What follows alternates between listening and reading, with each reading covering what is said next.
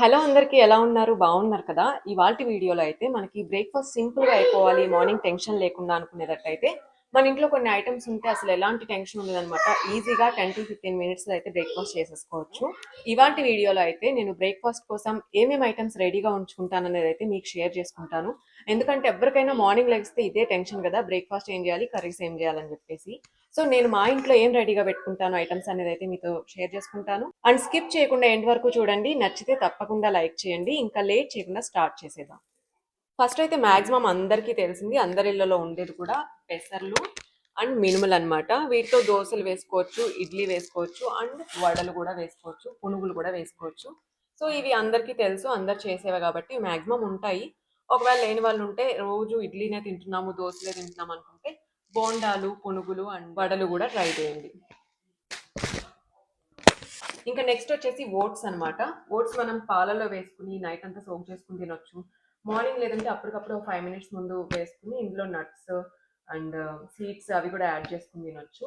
ఈజీగా అయిపోతుంది, ఫైబర్, మంచి బ్రేక్ఫాస్ట్ ఇది. వెయిట్ లాస్ అవ్వాలనుకున్న వాళ్ళకైతే బెస్ట్ ఆప్షన్.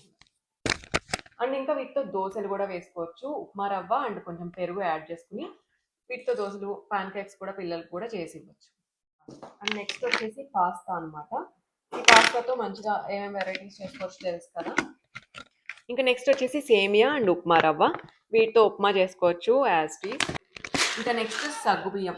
వీటితో కూడా వడలు వేసుకోవచ్చు, దోశలు వేసుకోవచ్చు అండ్ ఉప్మా కూడా చేసుకోవచ్చు. కొత్తగా ఉంటుంది అండ్ టేస్టీగా కూడా ఉంటుంది. అండ్ నెక్స్ట్ వచ్చేసి రాగి పిండి, రాగి పిట్టు చేసుకోవచ్చు, దోశలు వేసుకోవచ్చు, ఉప్మా కూడా చేసుకోవచ్చు. మెయిన్ ఈజీగా అయిపోయే రాగి జావ కూడా చేసుకోవచ్చు. అండ్ కార్న్ఫ్లెక్స్ అనమాట. వీటిని చక్కగా అప్పటికప్పుడు మిల్క్లో యాడ్ చేసుకుని తింటే ఈజీగా డైజెషన్ అయిపోతుంది. పిల్లలకైనా పెద్దవాళ్ళకైనా సరే లైట్ ఫుడ్ తినాలనుకునే వాళ్ళకు కూడా ఇది బెస్ట్ ఆప్షన్. ఇంకా నెక్స్ట్ వచ్చేసి శనగలు అనమాట. వీటితో కూడా వడలు వేసుకోవచ్చు, దోశలు వేసుకోవచ్చు.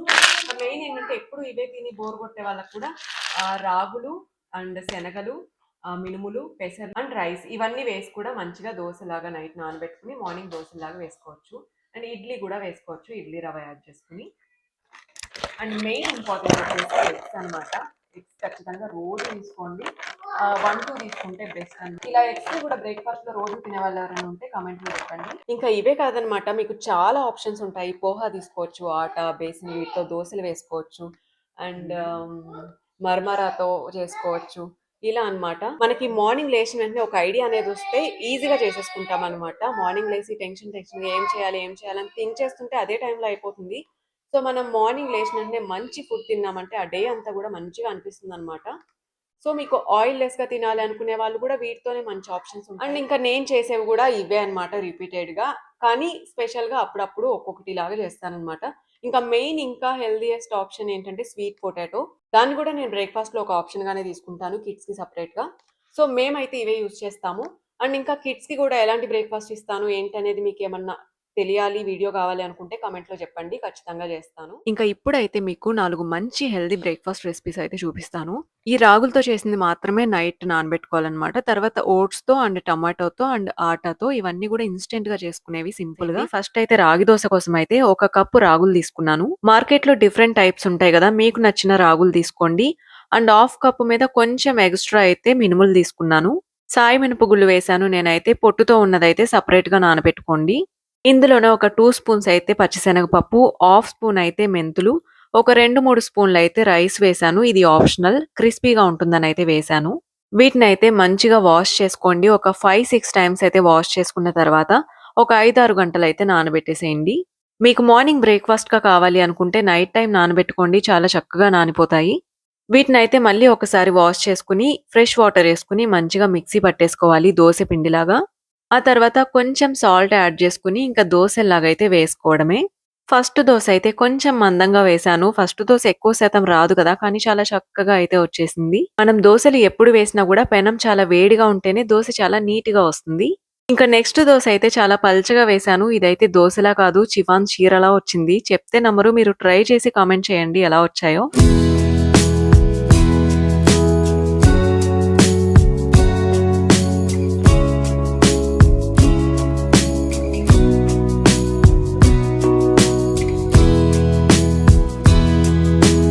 నెక్స్ట్ వచ్చేసి ఓట్స్ దోస అనమాట. నేనైతే ఒక కప్పు తీసుకున్నాను. చాలా ఈజీగా చేసేయొచ్చు. ఇప్పుడు కప్పుకి కప్పు ఉప్మా రవ్వ తీసుకోవచ్చు. లేదంటే హాఫ్ కూడా తీసుకోవచ్చు. నీట్ గానే వస్తాయి. వీటినైతే బౌల్‌లోకి తీసుకున్నాక జస్ట్ అవి మునిగే వరకు వాటర్ ఎయ్యాలి. ఎక్కువేయొద్దు.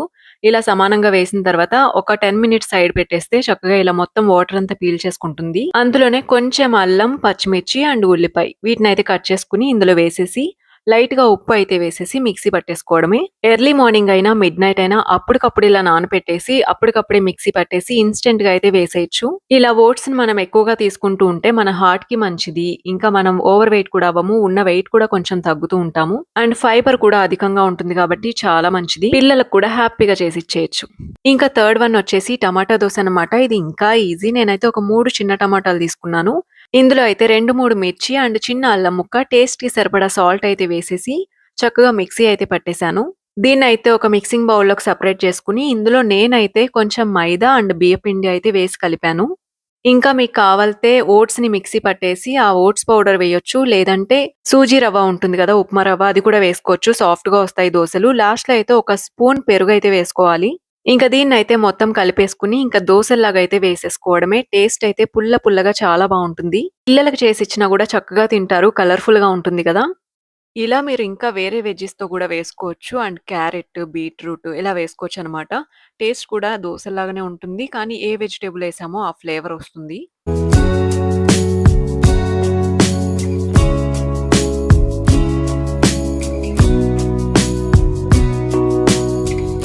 ఇంకా లాస్ట్ అండ్ ఫైనల్ వచ్చేసి ఆటాతో చపాతీ, రోటీ, పూరియే కాదు దోసలు గూడా వేస్తారు గదా! కానీ అందులోనే ఇది డిఫరెంట్ అన్నమాట. ఫస్ట్ అయితే మిక్సింగ్ బౌల్‌లో ఒక కప్‌తో అయితే గోధుమ పిండి తీసుకున్నాను.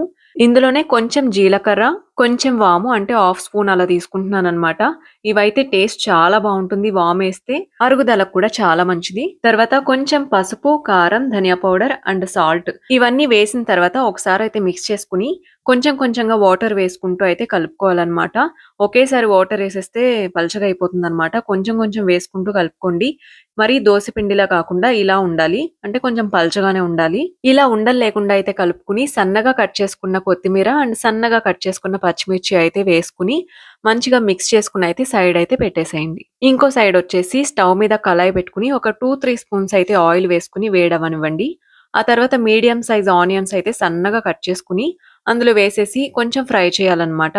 మరీ బాగా ఫ్రై చేయనవసరం లేదు. జస్ట్ కలర్ చేంజ్ అయితే చాలు. కొంచెం పచ్చి పచ్చిగానే ఉండాలి. తర్వాత అందులోనే ఉప్పు, పసుపు, కారం, ధనియా పౌడర్, గరం మసాలా ఇవన్నీ కూడా సరిపడా వేసుకుని కొద్దిసేపయితే ఫ్రై చేయండి. మరీ ఎక్కువ చేసినా సరే అడుగంటుతుంది. ఇలా మిక్స్ చేసుకున్న తర్వాత సన్నగా కట్ చేసుకున్న పచ్చిమిర్చి, కొత్తిమీర ఇందులో కూడా వేసేయండి. పచ్చిమిర్చి స్టార్టింగ్‌లో వేస్తే గనక ఫ్రై అయిపోయి ఆ ఫ్లేవర్ అంతగా రాదనమాట. ఈ టైంలో వేయడం వల్ల కొత్తిమీర, పచ్చిమిర్చి 2 కలిసి కాంబినేషన్‌లో వచ్చే ఫ్లేవర్ అయితే చాలా బావుంటుంది. ఇంకిది గూడా ఒకసారి మిక్స్ చేసుకున్న తర్వాత 2 ఎగ్స్‌నయితే ఇలా వేసేసేయండి. వేసిన తర్వాత మనం ఆయిల్ తక్కువేసుకున్నాం గాబట్టి కలుపుతూ ఉండాలి. లేకపోతే మాడిపోయే ఛాన్స్ ఉంటుంది. కొంచెం ఆయిల్ ఎక్కువగా వేసుకుంటే మాత్రం వెంటనే కలపకపోయినా సరే ప్రాబ్లమ్ లేదు. సో, నేను ఆయిల్ తక్కువ వేశాను గాబట్టి ఇంక కలుపుతూ ఉన్నాను. మొత్తం పెద్ద పెద్దగా అయితే ఉండనవసరం లేదు. చిన్న చిన్న ముక్కలుగా ఉంటేనే బావుంటుంది. ఇలా అయితే మిక్స్ చేసుకొని మరీ ఫ్రై చేయనవసరం లేదు. జస్ట్ లైట్‌గా పొడి పొడిగా అయితే సరిపోతుంది ఈ విధంగా. ఇప్పుడు మనం ఈ ఎగ్ మిక్స్చర్‌ని సైడ్ పెట్టేసి దోసలు వేసుకోవడానికైతే రెడీ చేద్దాము. ఇలా పాన్ పెట్టేసి ఇందులో ఆయిల్ వేసి లైట్‌గా స్ప్రెడ్ చేసేయండి మొత్తం. ఇది కొంచెం హీట్ అయిన తర్వాత మనం ముందుగా కలిపి పెట్టుకున్న గోధుమ పిండి ఉంది కదా!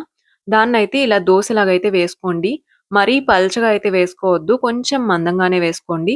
నేను వేస్తున్నాను కదా! ఇలా చూడండి మీకు తెలుస్తుంది. పల్చగా వేస్తే ఏమవుతుందంటే మధ్యలో మనం ఎగ్ మిక్స్చర్ పెడతాం గదా! ఫోల్డ్ చేసినప్పుడైతే బ్రేక్ అయిపోయే ఛాన్స్ ఉంటుందనమాట. సో, కొంచెం మందంగా వేసుకోండి. మరీ మందంగా అవసరం లేదు. ఇలా అయితే దోసలాగా వేసుకొని మనం కొంచెం కాలిన తర్వాత టర్న్ చేసిన తర్వాత దోస అడుగు భాగం అయితే చక్కగా కాలి ఉంటుంది గదా! ఈ పైననే మనం ఎగ్ మిక్స్చర్ రెడీ చేసి పెట్టుకున్నాం గదా! దాన్నయితే ఒక పక్కకి వేసుకోండి. మొత్తం చుట్టూ అయితే స్ప్రెడ్ చేయనవసరం లేదు. ఒక సైడ్‌కి వేసుకొని ఇంకో గరిటె సాయంతో అయితే దీన్ని ఫోల్డ్ చేసేయండి. తర్వాత ఎడ్జెస్‌ని ప్రెస్ చేస్తే ఈ విధంగా స్టిక్ అయిపోతాయన్నమాట. చాలా ఈజీగానే. ఇంకా తర్వాత 2 వైపులా గూడా కాల్చుకుంటూ ఉండాలి. ఇంకా నూనె కూడా యాడ్ చేయాల్సిన అవసరం లేదు. ఇలా అన్నిటిని వేసేసుకోండి. టేస్ట్ అయితే చాలా బావుంటుంది. మీకనిపించొచ్చు విడిగా దోసలు వేసుకొని ఇలా కలుపుకొని తినేయొచ్చు కదా! అని జెప్పేసి. కానీ ఇలా వేయడం వల్ల ఏంటంటే మనం ఈ ఎగ్ మిక్స్చర్ పెట్టాం గదా! దాని ఆవిరితో కూడా పైన దోస అయితే కాలుతుంది గదా! ఆ ఫ్లేవర్‌తో చాలా అంటే చాలా బావుంటుంది. చెప్పడం కొంచెం ప్రాసెస్ లాగుంది గానీ చేస్తుంటే చాలా ఈజీగా చేసేయొచ్చు. మీరైతే ట్రై చేసి చూడండి. మీ ఇంట్లో వాళ్ళకైతే ఖచ్చితంగా నచ్చుతుంది. సో ఇంకా ఇదే ఇవాల్టికైతే. నచ్చితే లైక్ చేయండి, సబ్స్క్రైబ్ చేసుకోండి. Thanks for watching.